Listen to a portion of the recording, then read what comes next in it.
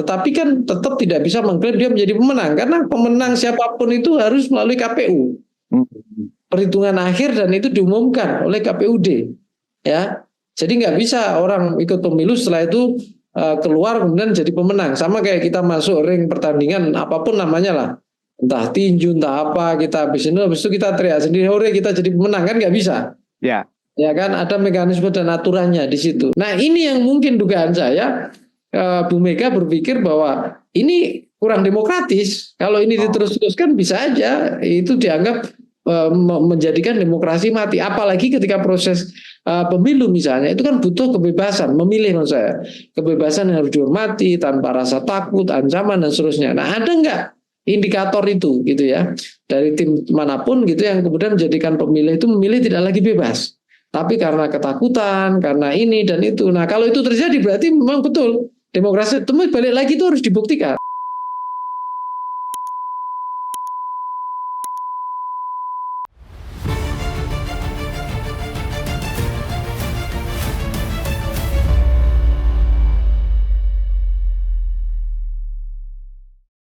Bismillahirrahmanirrahim. Assalamualaikum warahmatullahi wabarakatuh. Penonton Ruang Konsensus Unpacking Indonesia, kembali Budi Ma'ruf Bliang menemui Anda dan kita akan berdiskusi by Zoom dengan pengamat politik yang kebetulan juga dosen komunikasi politik Visipol UGM, Dr. Nyarwi Ahmad. Assalamualaikum Mas Nyarwi. Selamat siang. Waalaikumsalam Mas Budi. Ya, saya wajak dulu nih habis ngajar nih ya kan. Mas Nyarwi, Ya. sama-sama kita lihat pilkada serentak yang pertama kali diadakan berjalan dengan lancar, sukses kemarin pencoblosan. Sekarang sampai tanggal 16 Desember kita menunggu hasil penghitungan suara dan penetapan dari KPU provinsi masing-masing. Nah, penilaian Mas Nyarwi secara highlight ke seluruh provinsi, bagaimana Mas? Hasil dari quick count ya, khususnya hasil quick count yang sudah sama-sama kita saksikan dan dengar dari semalam. Ya, saya kira pilkada 2024 ini banyak kejutan, Bung Budi. Ya. Kejutannya itu ya kita bisa mulai dari hasil quick count-nya bisa gitu ya. Kejutannya juga dari beberapa yang kita prediksi misalnya itu juga bisa tidak memenuhi harapan dari banyak orang ya. Kalau kita lihat kalau dari sisi penyelenggaraan ya ini cukup mengejutkan juga menurut saya. Kenapa? Ini pilkada kolosal loh ya, bukan hanya pilkada serentak, pilkada kolosal. Artinya apa? Berapa ratus jumlah pilkada di Indonesia ya, kabupaten dan 540-an. 540-an sekian. Ya, itu kan kolosal. Dari sisi penyelenggara luar biasa itu effortnya. Satu hari lagi ya kan? Ya, dalam satu hari ya. Terus kemudian belum lagi ya resources yang dikeluarkan. Ini juga luar biasa ya, dari para calon maupun saya kira juga partai-partai juga ya harus mengelola sumber dayanya secara tepat. Ini kan nggak mudah. Ya. Jadi saya kira kita sudah melewati ujian yang luar biasa ini untuk pilkada kolosal. Dan secara umum kita sudah lolos ya, kematangan demokrasi kita saya kira luar biasa di sini. Mungkin dalam sejarah ya di dunia dengan jumlah pemilu terbanyak dalam waktu sehari itu kemarin saya kira itu perlu dicatatkan ya, dalam catatan dunia juga, tidak hanya dalam Museum Rekor Indonesia saja, saya kira itu penting ya. Nah tadi yang soal kejutan itu juga banyak sekali ya, misalnya contoh hasil pilkada di Jawa Tengah ya, itu orang mengira misalnya PDI Perjuangan sebagai kandang banteng itu sulit ditembus gitu, dikalahkan, tapi kemudian ternyata juga bisa gitu kan gitu. Nah oleh katakanlah Pak Lutfi gitu ya, terus kemudian saya kira di Banten ya itu juga di dalam berbagai survei sebelumnya Andra Soni itu kan rendah sekali. Betul. Banten ini kalau mau dikatakan kalau Jawa Tengah kandang banteng, Banten ini kandang Golkar kan gitu. Ya bertahun-tahun gitu ya, banyak sekali tokoh-tokoh Golkar apalagi keluarga Atut ya. ternyata Rahmidiani ini tidak bisa menembus angka lebih dari 50 ya, 40-an sekian kalau di data Quick Count ya. Seperti itu. Nah, kemudian juga Jakarta itu juga menurut saya cukup mengejutkan juga. Ya kalau saya katakan cukup, kenapa? Karena sebelumnya ini Ridwan Kamil, kan banyak para ahli yang mengatakan, dari lembaga survei juga banyak menyebutkan itu kan susah diprediksi, masih kompetitif kira-kira gitu kan gitu. Ya. Nah tetapi trennya kan juga Ridwan Kamil sedikit menurun, Mas Pramono terus naik gitu. Yang mengejutkan adalah target yang calon independen yang sebelumnya di banyak kesempatan targetnya adalah 10%. Ternyata data quick count-nya juga perolehannya sekitar 10% juga. Iya. Ini kan mengejutkan juga. Dan banyak ya beberapa statement-statement dari calon independen Dharma Akun ini itu kan dianggap agak lain gitu ya. Dari logika maupun tema kampanye ataupun positioningnya. Tapi ternyata juga ada 10% masyarakat Jakarta juga yang kemudian memberikan suaranya. Nah, dengan misalnya 10% Dharma Akun ini ternyata juga dari data quick count dari teman-teman, belum ada satupun lembaga quick count yang sangat konklusif ya meyakini misalnya kalau tadi dikatakan Mas Pram ini trennya naik, ternyata juga belum menjadi pemenang sesuai dengan ini, baru unggul, katakanlah unggul. Dan Mas Pramono sendiri bersama timnya kan menyatakan ini unggul gitu, tetapi untuk dikatakan konklusif sebagai pemenang belum bisa disebutkan seperti itu ya seperti itu. Nah PKB di Jawa Timur ya, saya kira itu partai terbesar dan pemenang pemilu legislatif dan itu berkali-kali gitu ya. Nah yang katakanlah Bu Khofifah ini ya orang mengatakan tidak ada kejutan ya bahwa dia akan leading seperti itu. Tapi yang agak mengejutkan lagi sebenarnya Bung Budi, ini suara calon dari PKB kenapa kecil sekali? Mbak Lulu dan Mas Lukman gitu ya, dengan perolehan suara PKB yang sebenarnya di DPR RI, di Pileg itu besar sekali. Nah, kurang dari 10% ya Mbak Lulu ya? Jauh sekali dengan perolehan suara calon yang diusungnya. Nah ini saya kira juga menurut saya boleh dikatakan kategorinya cukup mengejutkan di situ. Ya kalau Jawa Barat saya kira kita berharap adanya kejutan tapi tidak muncul kejutan. Misalnya contoh Jawa Barat itu kan beberapa periode itu kalau bicara pilgub itu PKS menjadi jawaranya ya. Ahmad Heriawan beberapa periode sebelum muncul dari Ridwan Kamil ya waktu itu berkali-kali ya menjadi pemenang.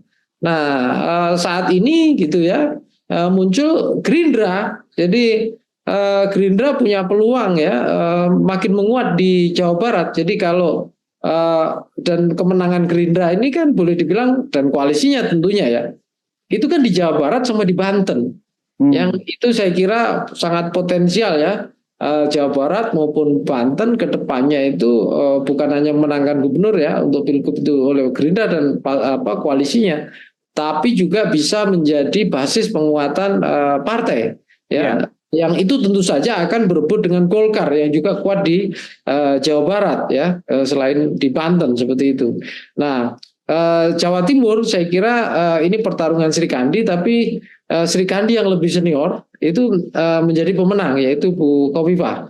Nah kemudian kalau kita lihat Sumatera Utara gitu ya, ini juga saya kira tidak banyak dinamika. Kita selama ini sudah melihat tren ya elektabilitas Bobi sangat kuat gitu. Nah kemudian juga akhirnya keluar ya dalam data quick count gitu menjadi pemenang sekitar 62% perolehannya seperti itu ya. Ada yang mengatakan 63, sementara kemudian lawannya Pak Edi itu 37 ya berarti ya. 37 sekitar 36 37. Nah itu belum lagi di beberapa daerah kabupaten provinsi maupun kabupaten yang lain saya kira banyak sekali peristiwa-peristiwa termasuk di Sulawesi Pak Andi itu ya, kemudian juga di Kalimantan Timur, Sulawesi Utara di sana juga muncul tokoh-tokoh pemenang ya. Tapi kalau kita lihat pilkada kali ini Bung Budi memang kelihatan sekali diuji ya satu ketangguhan dari partai-partai partai dan basis-basisnya seperti PDI Perjuangan di Jawa Tengah gitu ya, dan juga Golkar di Banten misalnya seperti itu. itu juga diuji seberapa kuat ya PKB di Jawa Timur, seberapa kuat mesin-mesin partai itu mampu gitu mendorong para calonnya yang didukung menjadi pemenang. Dan dalam banyak hal di 3 tempat itu partai dominan ternyata belum mampu mendorong ya para calonnya itu menjadi pemenang ya. Walaupun di beberapa yang lain mesin partai juga teruji ya. Misalnya seperti Gerindra juga di Banten gitu. Itu juga saya kira juga cukup ini ya, cukup berhasil di sana. Ya, untuk Jakarta saya kira ini menarik ya. Karena kekuatannya tidak hanya partai pengusung, faktanya PDI Perjuangan kan kecil ya. Tapi ternyata juga Mas Pramono Anung ini mendapatkan dukungan dari banyak tokoh ya, bersama Rano Karno Dul, sehingga suaranya unggul. Nah, di sini ya selain partai saya kira di situ ada peran tokoh. Nah, tokoh ini banyak sekali ternyata, Bung Budi, dari tokoh nasional yang pernah ikut berkontestasi dalam Pilpres dan tokoh yang pernah menjadi gubernur kayak Anies gitu ya, yang belakangan mendukung Mas Pramono seperti itu. Kemudian juga ada tokoh-tokoh nasional kayak Pak Jokowi. Ya, selain itu juga dari tokoh-tokoh partai seperti Bu Mega, ya, yang Bu Mega saya kira juga kalau konteks Jawa Tengah seringkali dibaca berhadapan-hadapan dengan Pak Jokowi gitu. Dan dalam konteks ini saya kira Pak Jokowi cukup intens mendukung ya kemenangan Lutfi Tajasin di Jawa Tengah ya, dengan berbagai datang dan mobilisasi di berbagai kegiatan kampanye. Itu kira-kira. Mas Nyarwi, sebelum kita mengupas sejumlah provinsi secara lebih dalam lagi, saya ingin minta penilaian atau pengamatan Mas Nyarwi tentang kalau kita lihat Pilpres dan pemilu legislatif Februari yang lalu, itu selalu ada dikait-kaitkan bahwa kemenangan pasangan tertentu karena bansos, karena keterlibatan ASN atau birokrasi dan seterusnya. Nah, dalam pilkada serentak ini, dalam pengamatan Mas Nyarwi, apakah isu-isu itu masih relevan kalau kita lihat tidak ada bansos selama periodenya Pak Prabowo ini, kan begitu? Nah, apakah ini membuktikan bahwa misalnya ada kejutan-kejutan ya toh? Misalnya kayak contoh Jakarta kan kejutan ya toh? Tidak ada bansos tapi ternyata terbukti pasangan yang didukung oleh pemerintah buktinya kalah. Nah, secara umum apakah masih relevan bahwa ini masih ada keterlibatan bansos atau dukungan secara tersembunyi atau terang-terangan ASN dan seterusnya? Menurut Mas Nyarwi gimana? Pertama gini, kalau terkait dengan bansos, saya kira itu tidak bisa kita lihat faktanya cukup kuat ya. Artinya nggak apple to apple dengan Pilpres kemarin. Dalam konteks pilkada saya kira dengan momen-momen yang pendek seperti kemarin itu, kampanye 2 bulan, kemudian dan fasenya juga dalam 1 tahun, periode 1 tahun bersamaan setelah Pilpres Pileg gitu ya. Kita tidak melihat adanya maraknya bansos itu jelas kita lihat. Tapi bahwa memang tidak bisa terelakkan, misalnya contohnya adanya tuduhan-tuduhan penggunaan kekuasaan apa-apa dari aparat atau pihak-pihak yang punya kuasa, itu bisa aja terjadi. Tuduhan kayak gitu boleh-boleh saja lah, Bung Budi. Tetapi menurut saya memang harus dibuktikan gitu loh. Betul. Ya, karena ini kan bicara soal kualitas penyelenggaraan pemilu juga gitu ya. Ya, apakah bisa berlangsung secara jurdil apa enggak kan gitu. Ya, misalnya memang ada yang mengatakan bahwa ada kemungkinan misalnya pengerahan, kemudian tekanan, tapi kan menurut saya itu harus juga dibuktikan ya. Kita nggak bisa juga bermain dengan asumsi. Contoh dibuktikan tuh gini, ketika Pilpres yang dulu itu kan disinyalir ada beberapa kepala desa yang ini. Nah, bukti pemanggilannya ada nggak gitu ya? Nah, kalau itu ada, saya kira itu pihak penyelenggara pemilu dan yang terkait saya kira berhak mengevaluasi seperti itu kan gitu. Nah, kalau itu tidak ada ya saya kira kita nggak bisa ya dalam bicara berdemokrasi itu tanpa adanya fakta-fakta dan data-data yang akurat seperti itu. Ya. Nah, pertanyaannya misalnya begini, seandainya itu masih belum jelas, tapi kenapa banyak juga politisi tokoh-tokoh pimpinan partai juga masih terus menyampaikan itu? Saya kira menurut saya, misalnya contoh Bu Mega itu bentuk himbauan. kepada kader-kadernya juga supaya tetap solid, tetap waspada mengawal hasil pilkada kan gitu. Ya. Kalau itu saya kira tidak ada masalah ya. Tetapi kalau misalnya sifatnya tuduhan-tuduhan yang itu per kasus per wilayah, nah itu saya kira perlu ditangani ya dan dievaluasi ya. Karena kita membutuhkan transparansi juga dalam penyelenggaraan pemilu dan pilkada supaya ini juga jadi pembelajaran kan bahwa proses terpilihnya tokoh tertentu itu juga perlu istilahnya benar-benar berlangsung secara demokratis, bukan karena rekayasa seperti itu. Ya, walaupun ada mengatakan, oh ini kan tokoh-tokoh punya nama tidak lepas dari nama-nama yang lain, misalnya Bobi gitu ya, kan dengan Jokowi. Ya memang faktualnya brand Bobi ini nggak bisa lepas dari brand Jokowi kalau dalam politik kan gitu.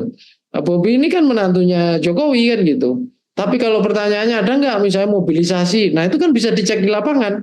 Saya kira itu semuanya bisa kita cek lah, bisa kita ukur gitu ya. Ada tidaknya misalnya mobilisasi ya dari hal-hal yang mungkin tidak patut ya, yang kita curigai misalnya begitu. Saya kira itu bisa kita evaluasi, Bung Budi. Dan kalau seorang tokoh bisa menang dan kemudian berproses dengan tahapan yang jelas ya sesuai dengan aturan yang ada, itu juga hasil legal dari proses demokrasi yang harus kita hormati seperti itu. Nah memang tuduhan-tuduhan ini itu sebenarnya bagian dari keresahan Bung Budi, keresahan di mana proses pilkada dan demokrasi lokal di Indonesia itu oleh beberapa akademisi yang kritis itu menyebutnya kan demokrasi kita itu yang diidealkan ya ketika tahun 2004-2005 era awal pilkada langsung ya itu dijalankan, itu kan semangatnya pendalaman demokrasi atau deepening demokrasi ya, pendalaman demokrasi di mana orang-orang di level lokal itu bisa berdemokrasi dengan maksimal, melahirkan elit-elit lokal, tokoh-tokoh yang lahir dari masyarakat. Nah, tapi kan faktanya memang kita bisa cek juga itu ya. Elit-elit lokal yang dulu lahir itu kemudian juga banyak diantaranya yang melahirkan dinasti.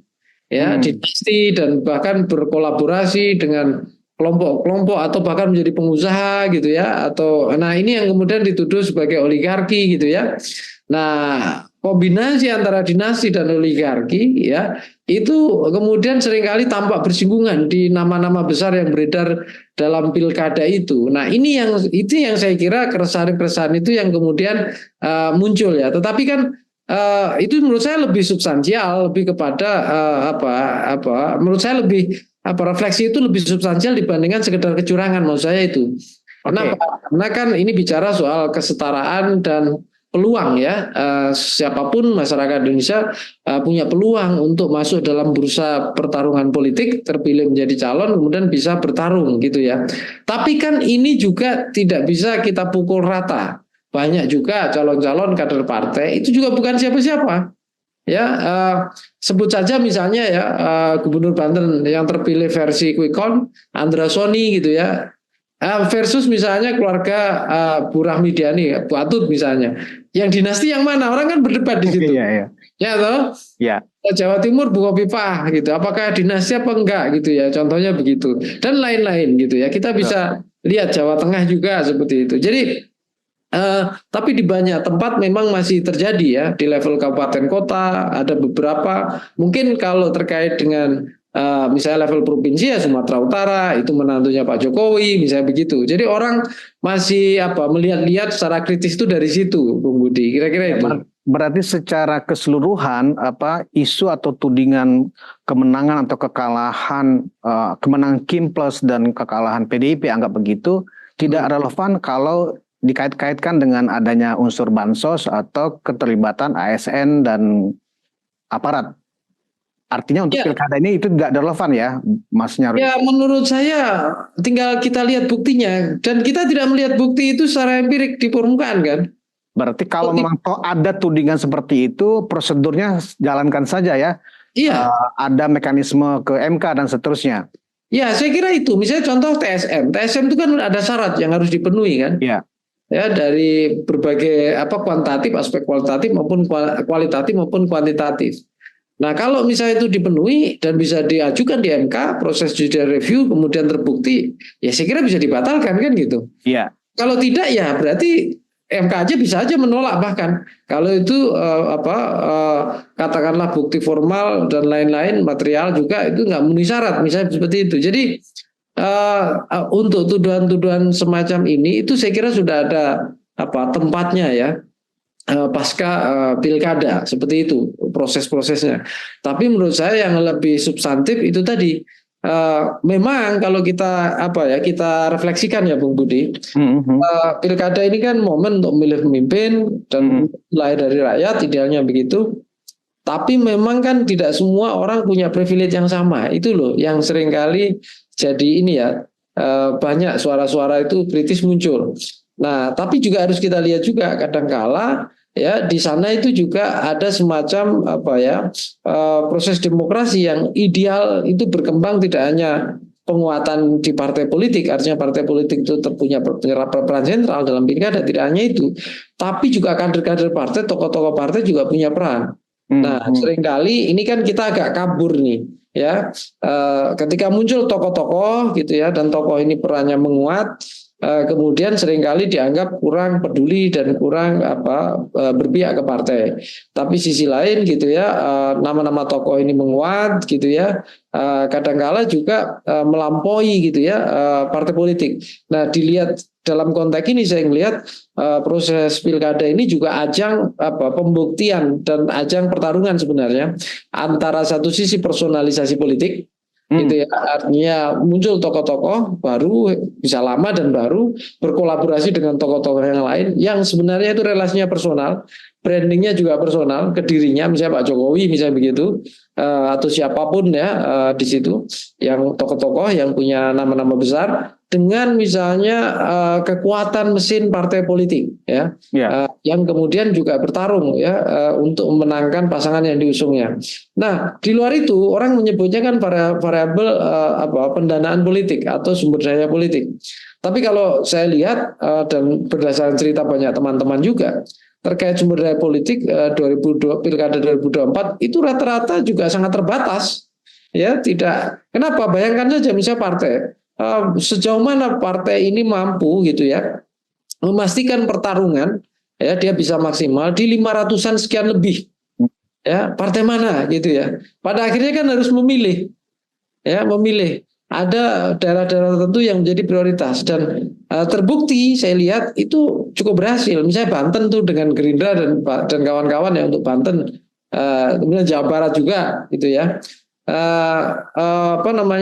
Saya kira di beberapa tempat juga mungkin ya, dugaan saya masih terutama level kabupaten kota itu juga belum terjangkau ya.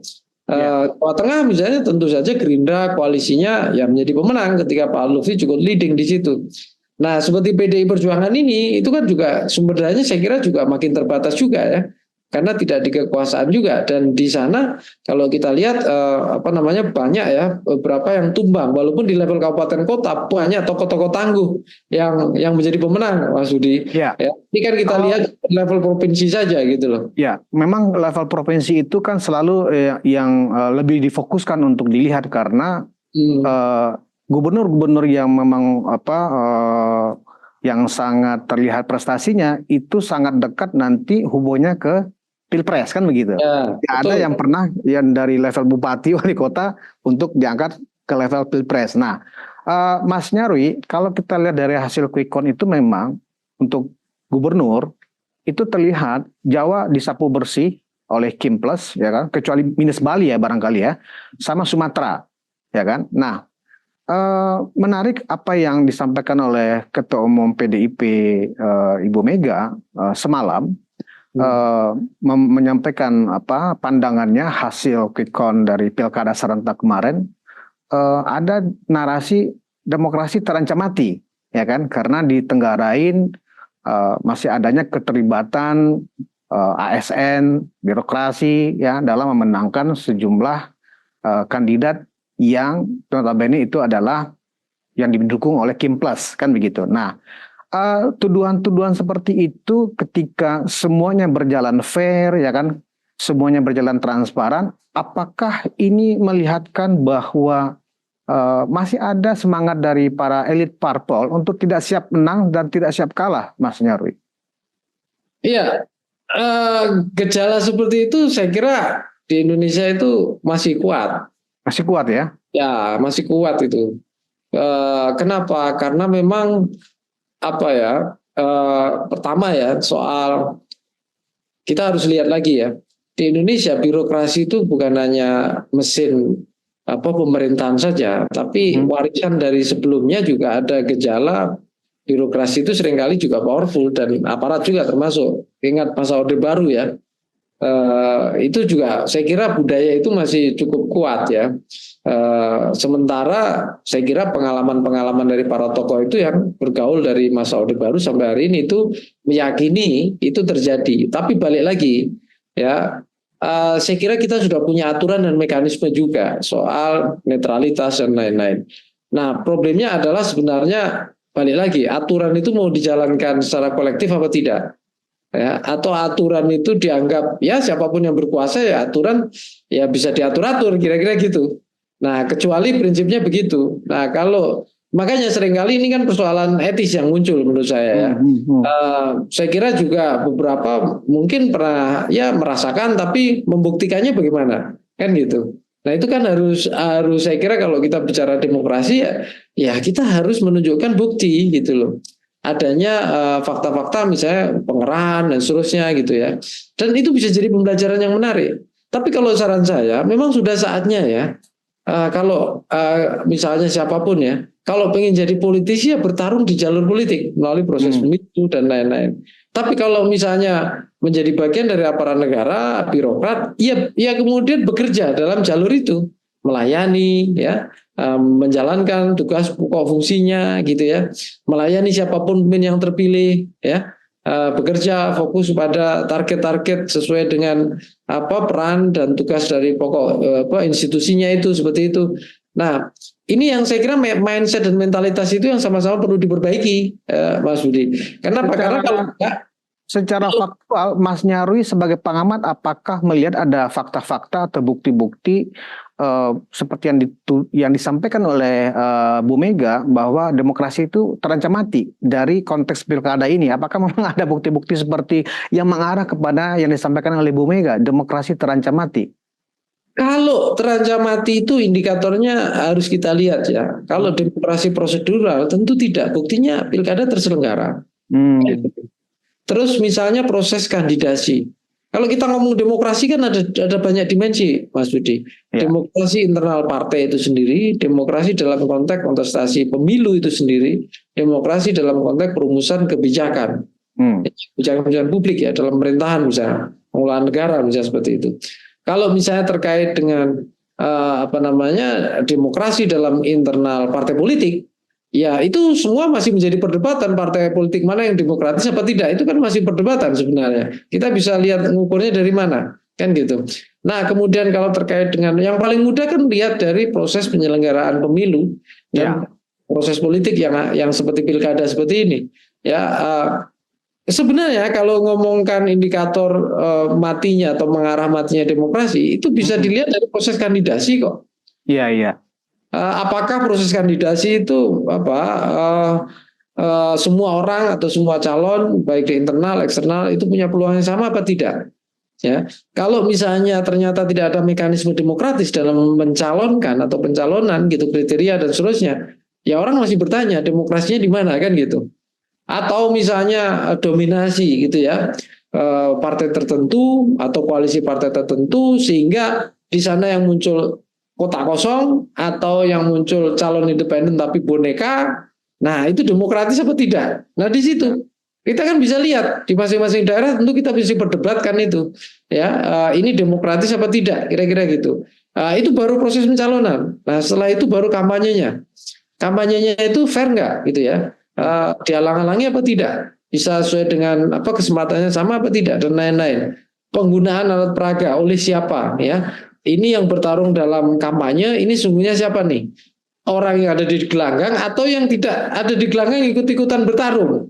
Nah ini yang mungkin dugaan saya, Bu Mega berpikir bahwa ini kurang demokratis. Kalau ini diterus-teruskan bisa aja itu dianggap menjadikan demokrasi mati. Apalagi ketika proses pemilu misalnya, itu kan butuh kebebasan memilih, menurut saya.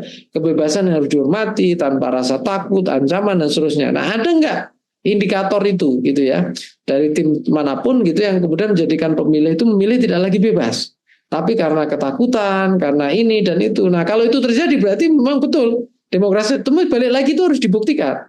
Harus ada fakta dan bukti-bukti. Iya dong, kan gitu. Supaya tidak jatuhnya di selalu saja rumor gitu loh. Nah, kemarin-kemarin contohnya pembelajaran di era Pilpres. Itu kan juga terjadi dengan sidang di MK itu. Ya.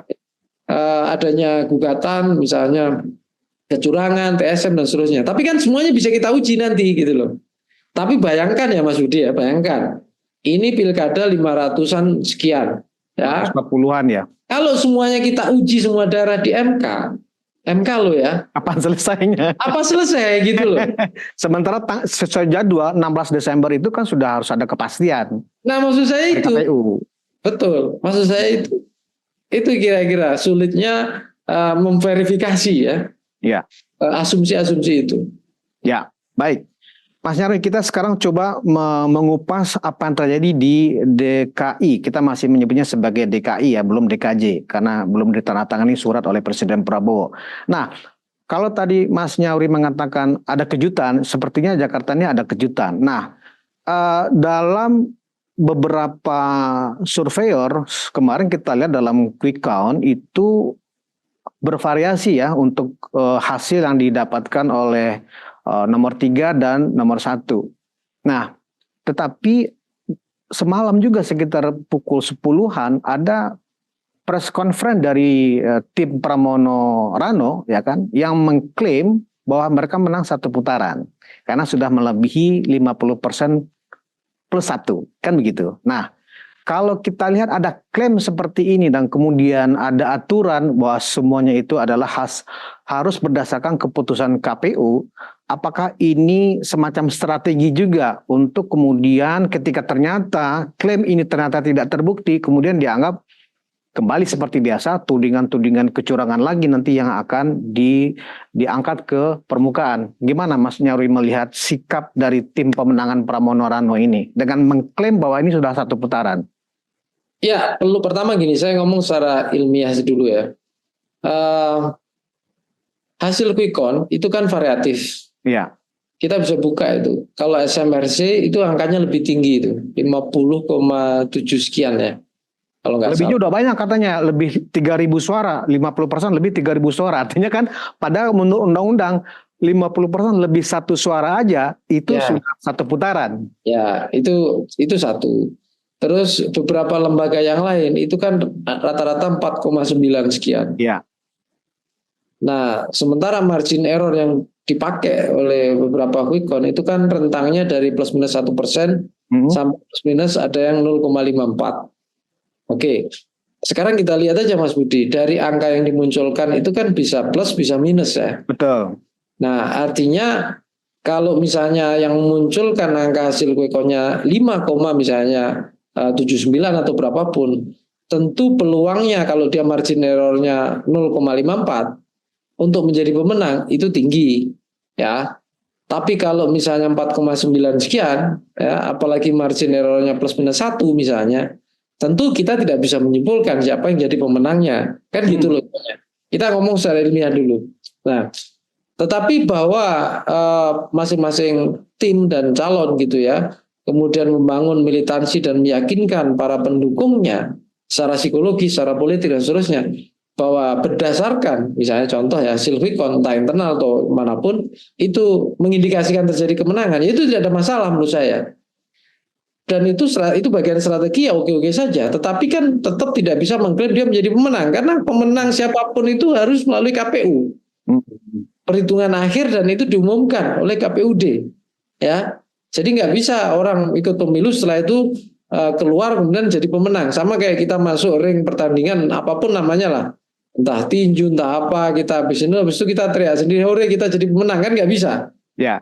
Ya kan, ada mekanisme dan aturannya di situ. Nah, saya kira untuk konteks Jakarta itu yang terjadi situasinya seperti itu.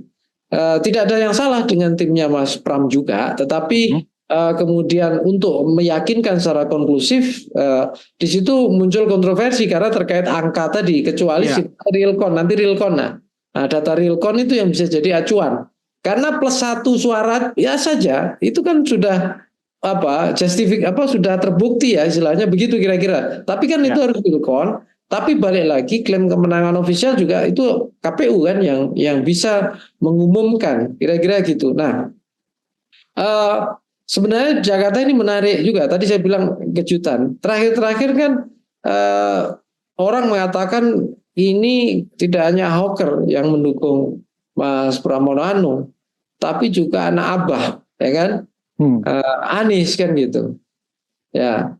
Yang ketika saya mendengar itu sebenarnya saya bayangkan angkanya bisa sampai 55, 56 gitu, Mas Budi. Ya, walaupun misalnya yang nomor 2 independen itu bisa 9% pun itu bisa narik suara yang menguat ke angka segitu. Tapi ternyata kan nggak nyampe, gitu ya.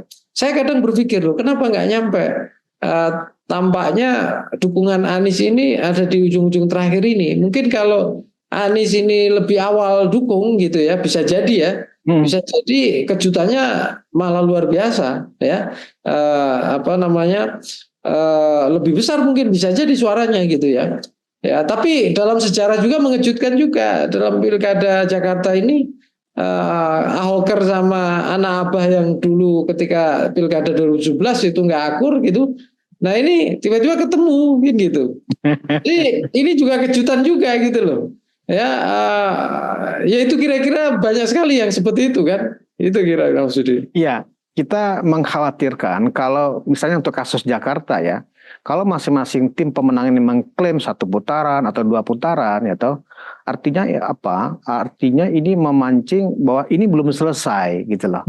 Bahwa kemudian ada bukti-bukti misalnya kecurangan mengenai hasil perhitungan, kan nggak perlu harus dengan saling klaim. Harusnya kan bahasanya kita tunggu keputusan KPU kan begitu. Nah, dengan diangkatnya terus klaim seperti ini berarti seolah-olah ini persoalannya masih panjang. Kalau misalnya ternyata tim RK juga memperlihatkan bukti bahwa belum mencapai 50% dan kemudian diverifikasi oleh KPU, ini kan menjadi sengketa yang kemudian kita larut lagi dalam konflik seperti Pilpres kemarin gitu loh, Mas Nyarwi. Iya, sebenarnya dalam konteks Pilkada Jakarta ini yang ada di tengah, yang istilahnya menjadi sasaran tembak, itu KPUD. KPUD ya. Jadi Malakama ya kan? Malakama. Jadi pasca Pilkada para petarung, para calon itu sudah selesai. Kemudian yang jadi sorotan bersama-sama di sini adalah KPUD kan gitu.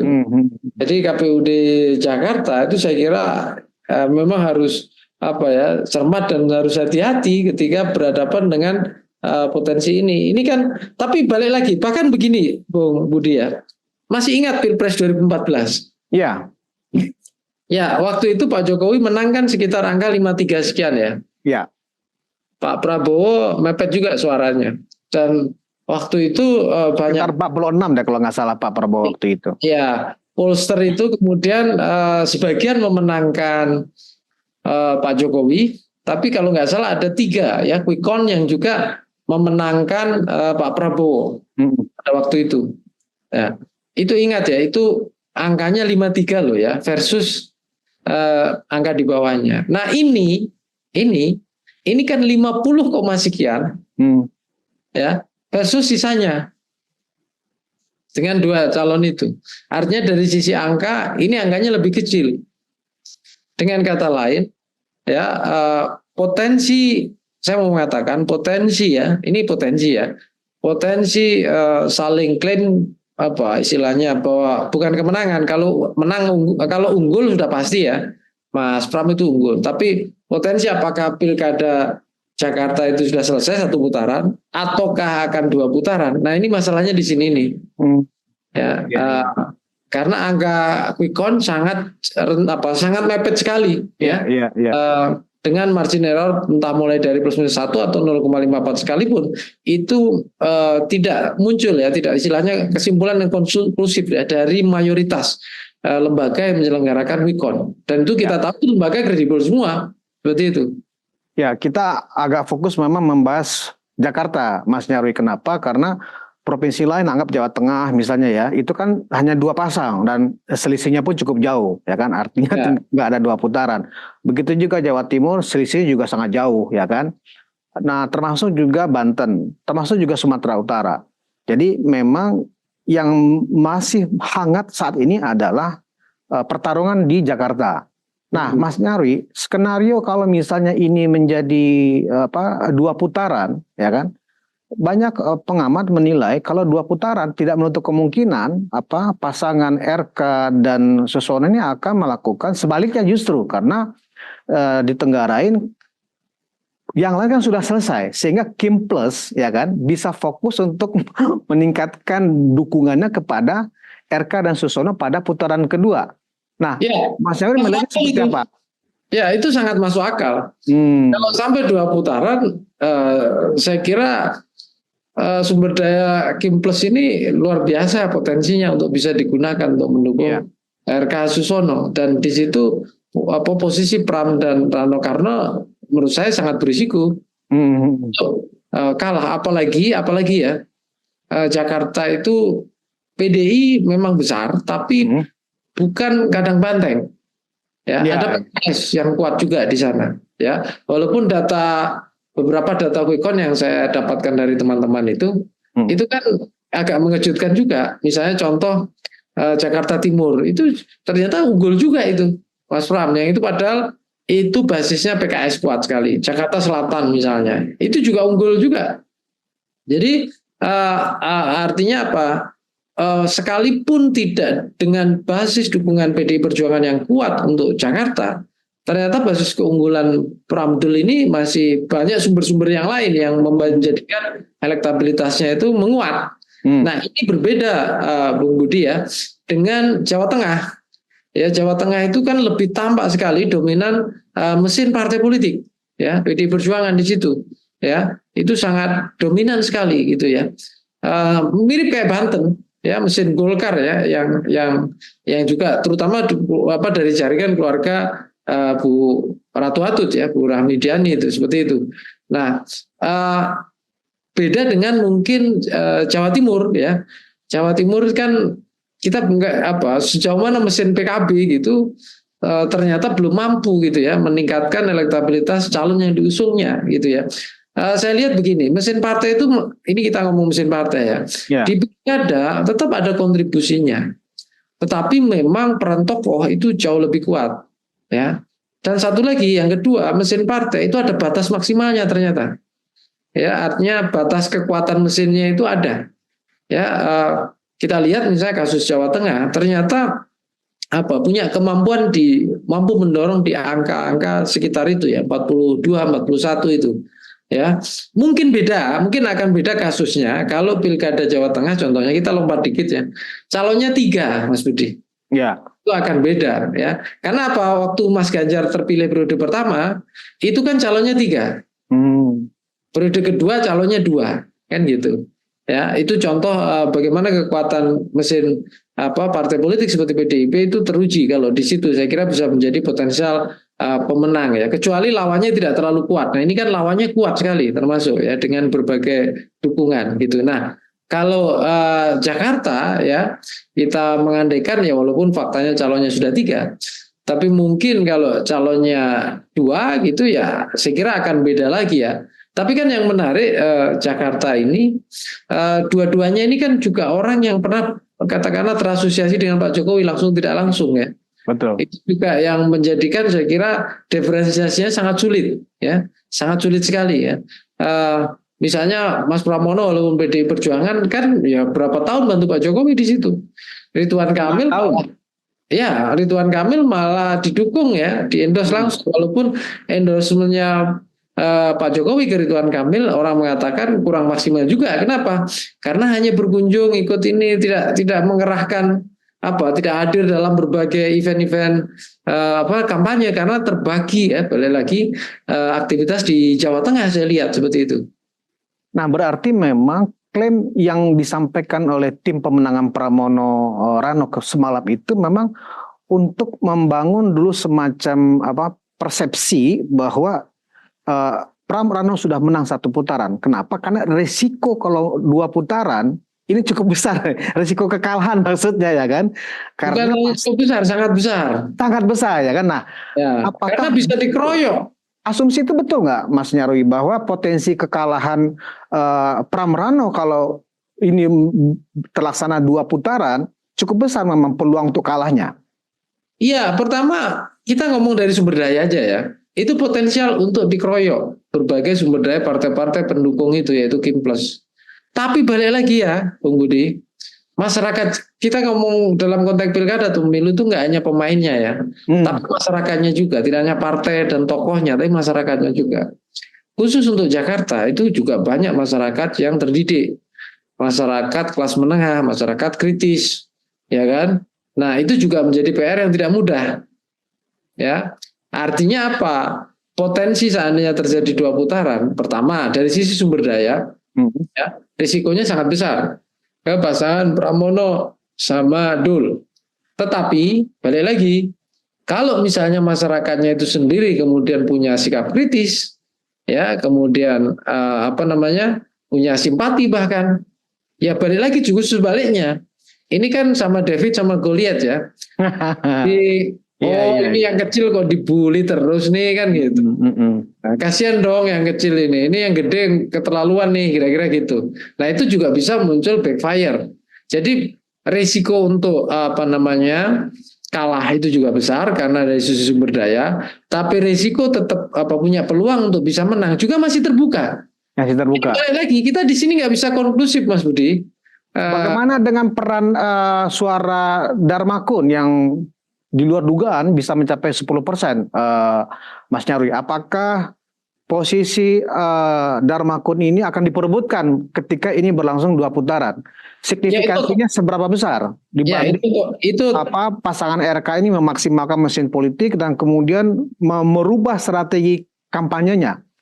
Ya itu menurut saya besar potensinya. 10% kan angka yang besar ya. Iya. Harus kita lihat itu dulu angkanya. Terus yang kedua, dugaan saya pemilih Darmakun ini kan pemilih yang satu memang tidak cocok nih.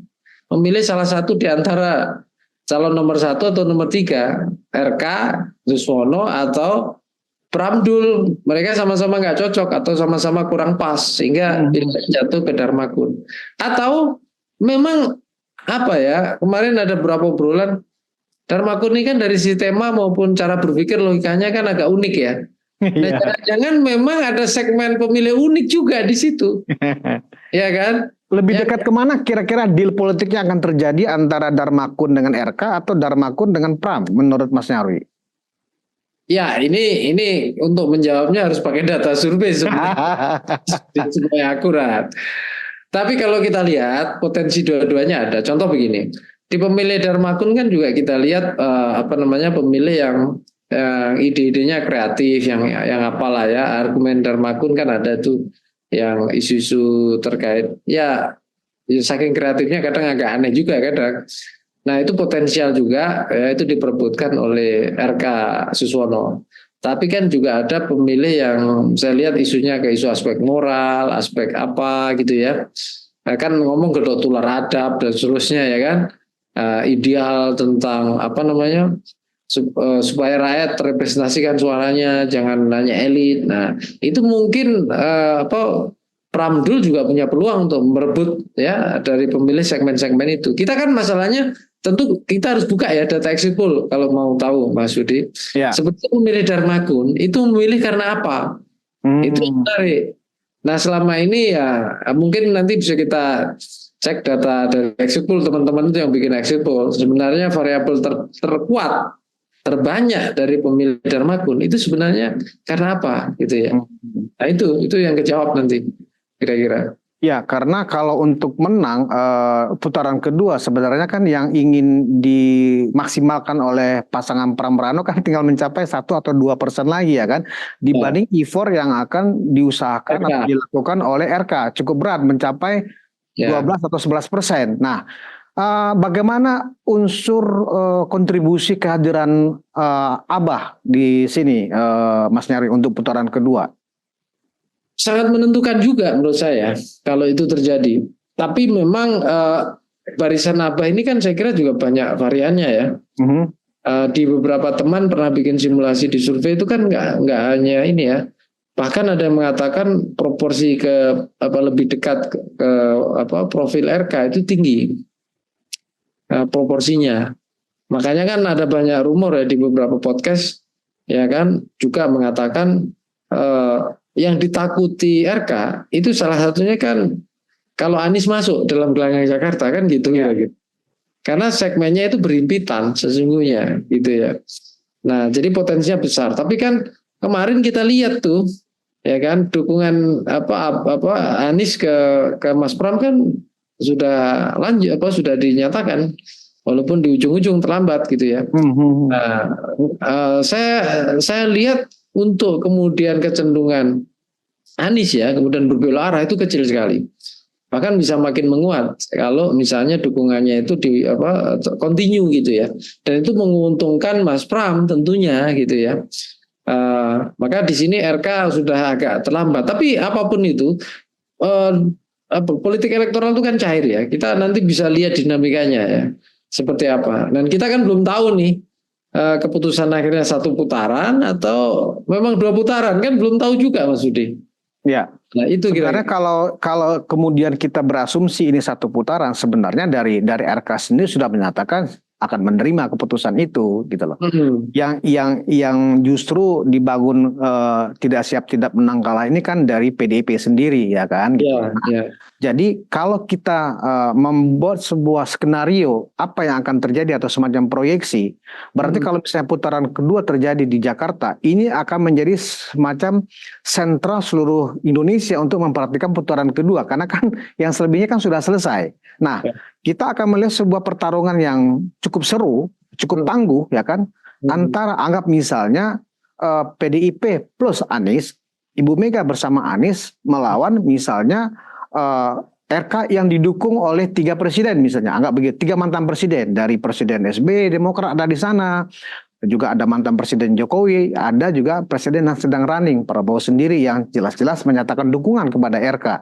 Nah, memang itu yang dikhawatirkan oleh pasangan Pram dan Rano kalau masuk putaran kedua. Bahkan bisa jadi, seperti dugaan saya sendiri, dari sini PKS bisa melihat bahwa oh ya ternyata Anies cukup mengambil market dari PKS sendiri. Nah, barangkali jika memang ada kesempatan putaran kedua, PKS bisa melakukan konsolidasi di internal kader dan simpatisannya untuk jangan sampai kehilangan lagi dengan adanya mereka melihat ternyata unsur Anies cukup signifikan. Bagaimana Mas Nyarwi melihat ini?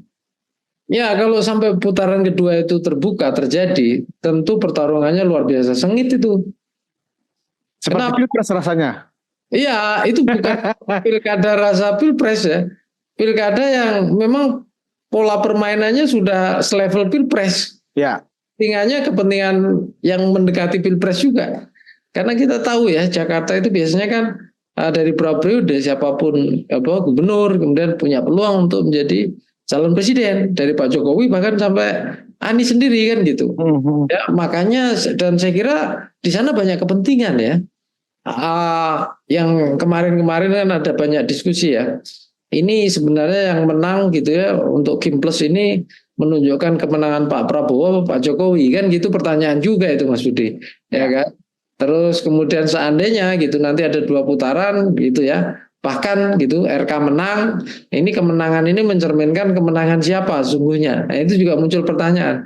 Karena ada banyak aktor ya yang ada di sana. Itu pun kalau menang. Bayangkan kalau misalnya juga sebaliknya. Yang menang adalah Mas Pram gitu ya, sama Dul. Ya, seandainya ya ada putaran kedua sekalipun. Nah, ini menunjukkan kemenangan siapa atau kekalahan siapa. Tapi begini, kalau level elit ya, saya nggak terlalu khawatir ya. Kenapa misalnya figur-figur yang bertarung di Jakarta ini kan menurut saya ya itu figur yang aman, yang relasinya dengan para tokoh nasional itu terjaga dengan baik. Kan seringkali dikhawatirkan ya, Bung Budi ya, gubernur ini kan wakil pemerintah pusat daerah, tapi kan seringkali gubernur juga punya panggung yang bagus juga ya, yang potensial kemudian men-challenge ya tokoh nasional. Ingat dulu gubernurnya Pak Jokowi, dulu presidennya SBY misalnya. Ya salah satunya kan di situ Pak Jokowi diuntungkan dalam panggung politik Jakarta. Kemudian berikutnya Anies, ya kan? Ya, presidennya Jokowi periode kedua. Nah di situ juga kemudian sering dibayangkan vis-a-vis antara Anies versus Jokowi, dan itu berlanjut dalam pilpres kan gitu. Nah sama juga siapapun nanti terpilih dalam pilkada Jakarta itu ada kemungkinan akan dilihat ya. Kalau terpilihnya adalah RK gitu tentu aman karena dalam usungan Kim+. Pertanyaannya kalau Pramdul gimana? Kan dari PDI Perjuangan, ya kan? Nah ini saya kira juga akan menyimpan misteri sendiri nantinya, karena biasanya siapapun yang jadi figur gubernur misalnya itu kalau dianggap tidak berbeda dengan pemerintah pusat itu bisa menjadi peluang komoditi politik, menjadi tokoh baru yang akan muncul. Tapi kalau saya lihat ya sosok Pram ini itu berbeda dengan lain ya, karena dia bukan figur baru, dia tokoh lama juga, dia dekat dengan Prabowo gitu, dia dekat dengan Jokowi gitu ya. Jadi pertarungannya memang suatu saat ini menurut saya kalau terbuka memang sengit ya, tapi hasilnya mudah diterima oleh banyak kalangan siapapun pemenangnya. Itu kira-kira. Dari figur Pramononya betul sekali Mas Nyarwi. Pramono ini relatif bisa berkomunikasi dengan siapapun ya kan, termasuk dengan Jokowi, dengan Prabowo kan gitu, nggak ada masalah sebenarnya. Yang masalah kan adalah partainya kan. Nah Mas Nyarwi, ada satu hal yang cukup serius terkait keterlibatan atau dukungan Anies pada saat putaran kedua di Pilkada Jakarta ini. Kenapa? Tentu Anies merasa dia harus punya deal politik yang jelas dengan PDIP kalau ingin masih memberikan dukungan maksimal kepada Pram dan Rano pada putaran kedua. Yang sekarang ini beredar adalah bahwa Megawati memang membutuhkan bahkan figur yang bisa memang mendongkrak elektabilitas untuk Capres 2029.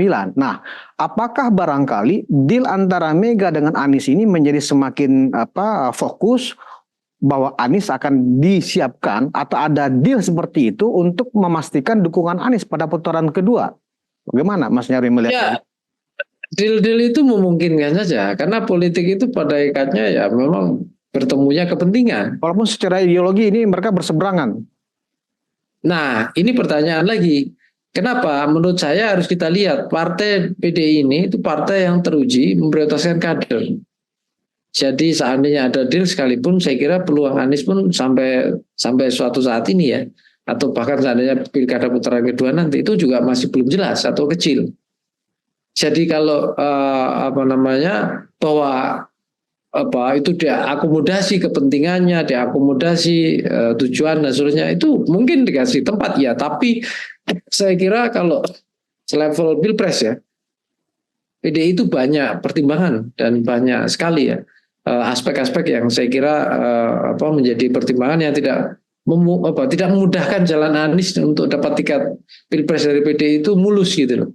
Ya, ini mungkin bisa jadi satu step gitu. Tapi bukan garansi bahwa tiket itu dengan mudah bisa didapatkan.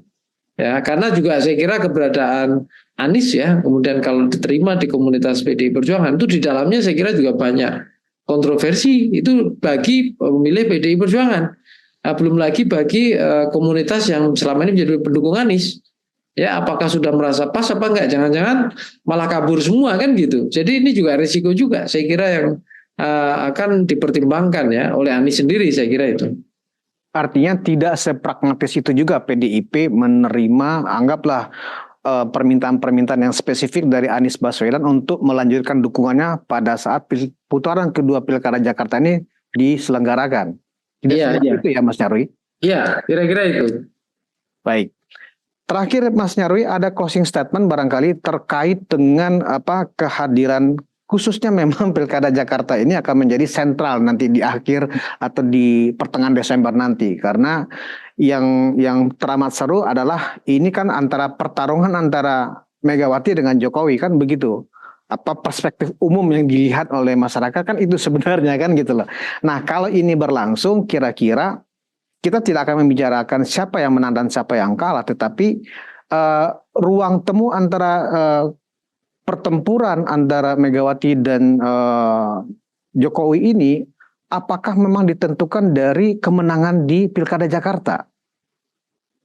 Ya, salah satu yang faktor menentukan menurut saya itu, Bung Budi. Karena apa? Jelas-jelas kalau di Jawa Tengah kan udah nggak ketemu ya. Artinya apa pihak yang didukung Jokowi keluar jadi pemenang. Pasangan calon yang didukung PDI dan Bu Mega kalah kan gitu. Dan kekalahan itu saya kira kalau seandainya ya Pilkada DKI ini 2 putaran, itu saya kira juga tidak mungkin itu menerima kekalahan berikutnya. Istilahnya akan berjuang mati-matian untuk bisa memenangkan pertarungan di Jakarta. Tapi juga sekaligus saya kira ada upaya-upaya misalnya dari pihak yang selama ini dapat endorsement dari Jokowi juga untuk tidak mau kalah misalnya dari RK Suswono kan gitu. Nah, di sini saya kira kalau khusus Jakarta itu bukan hanya Jokowi sama Bu Mega atau PDI ya, tapi juga di sana ada Pak Prabowo. Ya, ingat ya Pak Prabowo sebagai presiden maupun ketua umum Gerindra ya. Di situ. Jadi siapa kira-kira yang bisa menjembatani ya kepentingan besar di balik pertarungan ini? Ya Pak Prabowo saya kira itu yang punya peran strategis. Ya, walaupun masing-masing saya kira bisa berkomunikasi ya, tetapi artinya Pak Prabowo dengan Bu Mega gitu ya, Pak Prabowo dengan Jokowi itu bisa, tapi kemudian kita kan tahu komunikasi Pak Jokowi dengan Bu Mega dengan Pak Jokowi kan sudah lama nggak terjalin dengan baik kan gitu. Nah, ini siapa yang bisa katakanlah mengelola ya pertarungan ini termasuk ini saya kira peran Prabowo menjadi sangat sentral di dalam putaran kedua ini kan gitu. Di satu sisi memang sangat sentral, tapi di sisi lain juga kita juga nggak bisa mengabaikan bahwa jika tidak ada hal-hal yang sifatnya gangguan kesehatan, pasti juga Prabowo ingin lanjut ke periode kedua kan begitu. Mas. Posisi ini kan juga nggak bisa ketika Prabowo ingin mengambil inisiatif untuk mencoba memediasi kan juga nggak mudah juga karena terkait juga dukungan Jokowi juga pada saat Pak Prabowo melanjutkan ke periode keduanya gitu. Ya, saya kira pilkada periode 2 ya DKI itu Jakarta nanti kalau itu berlangsung itu menjadi pertaruhan juga, bukan hanya pertarungan yang sangat sengit ya. Ya, bukan hanya PDI, Bu Mega dan Mas Pram dan Dul. Tapi juga pertarungan bagi katakanlah simbolisasi jaringan politik Jokowi. Ini kan pilkada Jawa dan Bali itu kan salah satunya kemarin pertanyaannya menguji kesaktiannya Jokowi. Ya. Endorsement Jokowi masih ampuh apa tidak kan gitu.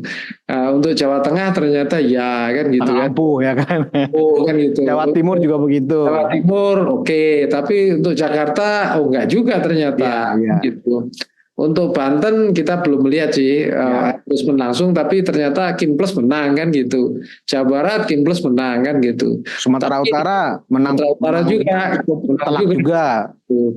Tapi kemudian apakah ini hanya berhenti politik ini dalam konteks pilkada sehingga dominasi katakanlah Jokowi masih menguat ya pasca pilkada? Tentu ini bukan hanya pertanyaan antara Jokowi versus Bu Mega, tapi juga terkait dengan Pak Prabowo juga. Di sini yang menarik, Bang Budi. Itu kira-kira. Ya, terima kasih Mas Nyarwi Ahmad. Kita sudah berbincang-bincang dan penonton Ruang Konsensus Unpacking Indonesia, meskipun pilkada serentak ini sudah selesai, tetapi ada satu provinsi yang masih sangat ditunggu hasil akhirnya seperti apa. Dan jika ini bertarung dalam 2 putaran, ini versi Pilpres jilid kedua akan segera terjadi. Demikian kira-kira ya Mas Nyarwi ya. Kalau putaran kedua terjadi, ini Pilpres kedua akan segera kita ikutin lagi. Terima kasih Mas Nyarwi. Ya, sama-sama. Assalamualaikum warahmatullahi wabarakatuh. Assalamualaikum warahmatullahi wabarakatuh.